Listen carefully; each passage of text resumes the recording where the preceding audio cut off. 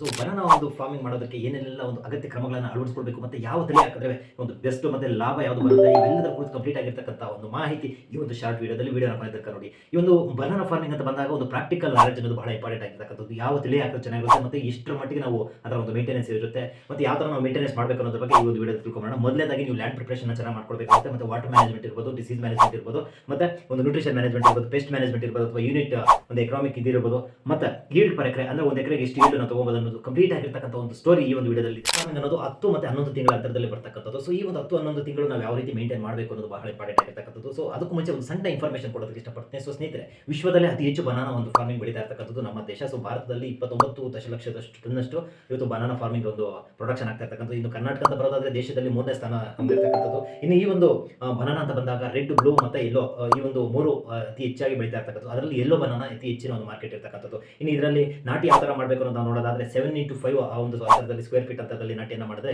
Best ಅನ್ನೋದು. ಇನ್ನು drip irrigation ಯಾವ ಥರ ಇರಬೇಕು, drip irrigation plant to point ಅಂದರೆ ಒಂದು ಪ್ಲಾಂಟ್ ಅಂತ ಬಂದಾಗ ಎರಡು ಕಡೆ ಒಂದು ಡ್ರಿಪ್ ಇರಿಗೇಷನ್ ಇದ್ದಾಗ ಹೆಚ್ಚಿನ ನೀರು ಅಗತ್ಯ ಇದ್ದಾಗ ಹೆಚ್ಚಿನ ನೀರು ಬಿಡ್ಬೋದು, ಅಥವಾ ಕಡಿಮೆ ನೀರು ಬಂದಾಗ ಕಡಿಮೆಯನ್ನು ಅಲ್ಲಿ ಮೇಂಟೈನ್ ಮಾಡಬೇಕಾಗುತ್ತೆ. ಅಂದರೆ ಗಿಡಕ್ಕೆ ಅಗತ್ಯವಾಗಿ ನೀರನ್ನು ಬಿಡಬೇಕಾಗುತ್ತೆ, ಹೆಚ್ಚಿನದಾಗಿ ನೀರು ಅಂತ ಬಿಡುವಂಥ ಅವಶ್ಯಕತೆ ಇರೋದಿಲ್ಲ. ನಾವು ಫಾರ್ಮಿಂಗ್ ಅಂತ ಬಂದಾಗ ಎಲೆ ಮುಖಾಂತರ ನೀವು ಕಾಸನ ಮಾಡಬೇಕಾಗುತ್ತೆ. ಸೊ ನಾಟಿ ಮಾಡೋದಕ್ಕೆ ಮುಂಚೆ ನಿಮ್ಮ ಮಣ್ಣು ಪರೀಕ್ಷೆ ಮಾಡಿಸಬೇಕಾಗುತ್ತೆ. ನಿಮ್ಮ ಭೂಮಿಯ ಒಂದು ಮಣ್ಣು ಪರೀಕ್ಷೆ ಯಾವ ಥರ ಇದೆ ಮತ್ತು ಅದರ pH ವ್ಯಾಲ್ಯೂ ಎಷ್ಟಿದೆ, NPK ಎಷ್ಟು ಬರುತ್ತೆ, ಅದೆಲ್ಲದರ ಕುರಿತು ಕಂಪ್ಲೀಟ್ ಆಗಿರ್ತಕ್ಕಂಥ ಒಂದು ಮಾಹಿತಿ ನಾನು ತಿಳ್ಕೋಬೇಕಾಗುತ್ತೆ. ಯಾಕಂದರೆ ಅಗತ್ಯಕ್ಕಿಂತ ಹೆಚ್ಚಿನದಾಗಿ ಹೆಚ್ಚಿನ ಪ್ರಮಾಣದಲ್ಲಿ ರಾಸಾಯನಿಕ ರಸಗೊಬ್ಬರಗಳನ್ನು ಕೊಡುವಂಥ ಅವಶ್ಯಕತೆ ಇರೋದಿಲ್ಲ. ಸೊ ಆ ಒಂದು ಕಾರಣದಿಂದ ಮಣ್ಣು ಪರೀಕ್ಷೆಯನ್ನು ಕಡ್ಡಾಯವಾಗಿ ಮಾಡಿಸಬೇಕಾಗುತ್ತೆ.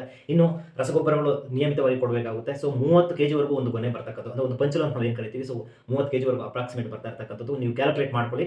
ಮತ್ತು ಇನ್ನು ರಸಗೊಬ್ಬರಗಳ ಪ್ರಮಾಣಗಳು ಅಷ್ಟೇ ಆ ಒಂದು ಆವರೇಜ್ ಒಂದು ಮಟ್ಟದಲ್ಲಿ ನೀವು ಹಾಕಬೇಕಾಗುತ್ತೆ. ಇನ್ನು ಅಕ್ಟೋಬರ್ ನವೆಂಬರ್ ಒಂದು ಆ ಒಂದು ಭಾಗದಲ್ಲಿ ನಾಟಿ ಮಾಡ್ತಕ್ಕಂಥದ್ದು ಸುಮಾರು ಜನ ಇರ್ತಕ್ಕಂಥದ್ದು. ದೇಶದ ಹಲವು ರಾಜ್ಯ ಅಂತ ಬಂದಾಗ ದೇಶದ ಹಲವು ಕಡೆ ಡಿಫ್ರೆಂಟ್ ಆಗಿರ್ತಕ್ಕಂಥ ಸೀಸನಲ್ಲಿ ನಾಟಿ ಮಾಡ್ತಾ ಇರ್ತಕ್ಕಂಥದ್ದು. ಇನ್ನು ಅದರಲ್ಲಿ ನಾನು ಕೆಲವೊಂದಿಷ್ಟು ಸ್ಟೇಟ್ಗಳನ್ನು ಮೆನ್ಷನ್ ಮಾಡ್ತಾ ಇದ್ದೀನಿ. ಮಹಾರಾಷ್ಟ್ರ ಅಂತ ಬಂದಾಗ ಜೂನ್ ಜುಲೈಯಲ್ಲಿ, ಮತ್ತು ಅಕ್ಟೋಬರ್ ನವೆಂಬರ್, ಮತ್ತು ಜನವರಿ ಫೆಬ್ರವರಿ ಈ ಒಂದು ಅಂತರದಲ್ಲಿ ನಾಟಿ ಮಾಡ್ತಾ ಇರ್ತಕ್ಕಂಥದ್ದು. ನೆಕ್ಸ್ಟ್ ತಮಿಳುನಾಡಲ್ಲಿ ಫೆಬ್ರವರಿಯಿಂದ ಏಪ್ರಿಲ್ ಆ ಒಂದು ಸಂದರ್ಭದಲ್ಲಿ ನಾಟಿ ಮಾಡ್ತಾರೆ. ಅದಾದ ನಂತರ ನವೆಂಬರ್ ಡಿಸೆಂಬರಲ್ಲಿ ನಾಟಿ ಮಾಡ್ತಾರೆ. ಇನ್ನು ಕೇರಳ ಅಂತ ಬಂದಾಗ ಏಪ್ರಿಲ್ ಮೇ ಮತ್ತು ಆಗಸ್ಟ್ ಸೆಪ್ಟೆಂಬರಲ್ಲಿ ಇವತ್ತು ನಾಟಿ ಮಾಡ್ತಾ ಇರ್ತಕ್ಕಂಥದ್ದು. ನಮ್ಮ ರಾಜ್ಯದಲ್ಲೂ ಸಹ ಇದೇ ಥರ ನಾಟಿ ಮಾಡ್ತಾ ಇರ್ತಕ್ಕಂಥದ್ದು. ಇನ್ನು ಯಾಲಕ್ಕಿ ಬಾಳೆಹಣ್ಣು ಅಥವಾ ಕಚ್ಚ ಬಾಳೆಹಣ್ಣು ಅಂತ ಏನು ಕರಿತೀವಿ, ಎರಡು ಸಹ ಟ್ರೆಂಡಿಂಗಲ್ಲಿ ಇವತ್ತು ನಮ್ಮ ಭಾಗದಲ್ಲಿ ಬೆಳೀತಾ ಇರ್ತಕ್ಕಂಥದ್ದು. ಸೊ ಇಂದು ಮಾರ್ಕೆಟ್ ಅಂತ ಬಂದಾಗ ಇಲ್ಲಿ ಒಂದಷ್ಟು ಅಮೌಂಟ್ ಸಹ ಬರುತ್ತೆ, ಅಥವಾ ಕಡಿಮೆ ಅಮೌಂಟ್ ಬಂದಾಗ ಕೆಜಿಗೆ ಹೆಚ್ಚಿನ ಒಂದು ಬೆಲೆ ಬಂದಾಗ ಒಳ್ಳೆ ಮಾರ್ಕೆಟು ಸಹ ನಮಗೆ ಸಿಗುತ್ತೆ. ಏನಿಲ್ಲ ಅಂದ್ರೆ ಒಂದು ಅಪ್ರಾಕ್ಸಿಮೇಟ್ ಒಂದು 1150 ಗಿಡ ಅಂತ ನಾವು ಅನ್ಕೊಂಡ್ರು. ಸೊ ಒಂದು ಗಿಡದಿಂದ ನಮಗೆ 30 kg ಸಿಕ್ಕಿದ್ರು ಒಂದು ಆವರೇಜ್ 30 ಟನ್ ಅಂತ ನಾವು ಅನ್ಕೋಬಹುದು. ಸೊ ಎಕ್ಸ್ಟ್ರಾ ಎಲ್ಲ ಹೋಗಿ ಒಂದು 30 ಟನ್ಗೆ ಇವತ್ತು ಒಂದು ಅಪ್ರಾಕ್ಸಿಮೇಟ್ ಒಂದು 20 ರೂಪಾಯಿ ಕೆಜಿಗೆ ನಾವು ಕೊಟ್ಟಾಗ ಎಷ್ಟಾಗುತ್ತೆ ನೀವು ಕ್ಯಾಲ್ಕುಲೇಟ್ ಮಾಡ್ಕೊಳ್ಳಿ. 6 ಲಕ್ಷ ರೂಪಾಯಿ ಅಮೌಂಟ್ ಆಗುತ್ತೆ. ಇನ್ನು ಖರ್ಚು ಅಂತ ಬರೋದಾದ್ರೆ ಭೂಮಿ ಉಳುಮೆ ಮಾಡ್ತಕ್ಕಂಥದ್ದು ಇರ್ಬೋದು, ಲೇಬರ್ ಇರ್ಬೋದು, ಫರ್ಟಿಲೈಸರ್ಸ್ ಇರ್ಬೋದು, ಡ್ರಿಪ್ ಇರ್ಬೋದು, ಇವೆಲ್ಲ ಸೇರಿ 1-1.5 ಲಕ್ಷ ಆಗುವಂಥ ಚಾನ್ಸಸ್ ಇರುತ್ತೆ. ಸೊ ಅಪ್ರಾಕ್ಸಿಮೇಟ್ ನಿಮಗೆ 3 to 4 ಲಕ್ಷ ಒಂದು ನಿರೀಕ್ಷೆ ಬರುವಂಥ ಒಂದು ಲಾಭ ಬರುವಂಥ ಒಂದು ನಿರೀಕ್ಷೆ ಇದೆ.